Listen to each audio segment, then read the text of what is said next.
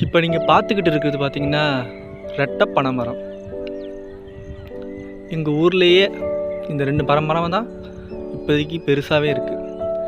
ஏன்னா மோஸ்ட்லி எங்கள் ஊரில் பனைமரத்தெல்லாம் வெட்டிட்டாங்க. இது பார்த்திங்கன்னா ஒன்று ஆண் மரம், ஒன்று பெண் மரம். இங்கே ரைட் சைடு இருக்குது பார்த்திங்கன்னா இது ஆண் மரம், லெஃப்ட் சைடு பார்த்திங்கன்னா பெண் மரம். அதில் காய் காய்ச்சிருக்கும், ஆண் மரத்தில் காய் காய்ச்சிருக்காது.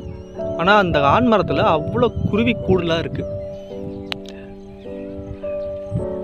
இந்த ஊரில் இருக்கிற ரெட்டை மரம் சேர்ந்தே வளர்ந்த மரம், ஒரே மாதிரி இருக்கும். ஆனால் ஆண் மரம் ஒன்று, பெண் மரம் ஒன்று. ஹைட்டாக இருக்குது ஆண் மரம், கொஞ்சம் கம்மியாக இருக்குது பெண் மரம்.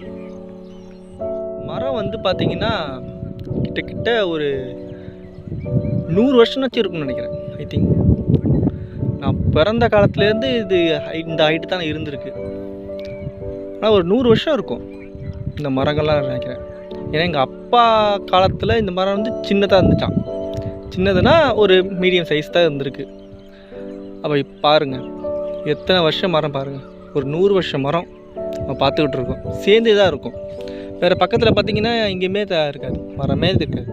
எங்கள் ஊரோட ஒரு அடையாளம் கூட சொல்லலாம், ரெட்டை பனைமரம் அப்படின்னு சொல்லுவாங்க. இது நிறைய கதைகள் சொல்கிறாங்க. அதாவது நிறையா பேய் கதைகள் சொல்கிறாங்க. ஏன்னா பொதுவாக எங்கள் ஊரில் இந்த மரத்துக்கிட்ட போனாலே ஏதாச்சும் இப்போ ஆவி வந்துடும், பேய் வந்துடும், அதனால் அங்கே மோஸ்ட்லி போகாதீங்க 6 மணி ஆகிட்டுண்ணா அப்படி சொல்லுவாங்க. அது ஏன்னு தெரில, அதுக்கு ஏதோ கதை இருக்குதுன்னு நினைக்கிறேன். அதை நான் உங்கள்கிட்ட விசாரிச்சுட்டு உங்களுக்கு இன்னொரு வீடியோ சொல்கிறேன், சரிங்களா?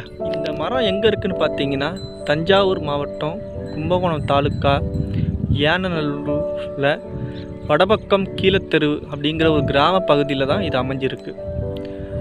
நீங்கள் இதை சுற்றி எங்கேயாச்சும் நீங்கள் இருந்தீங்கன்னா இந்த கும்மாணத்தில் நாச்சியார் கோயிலில் இந்த ஒரு தடவை இந்த மரத்தை பார்த்துட்டு போங்க.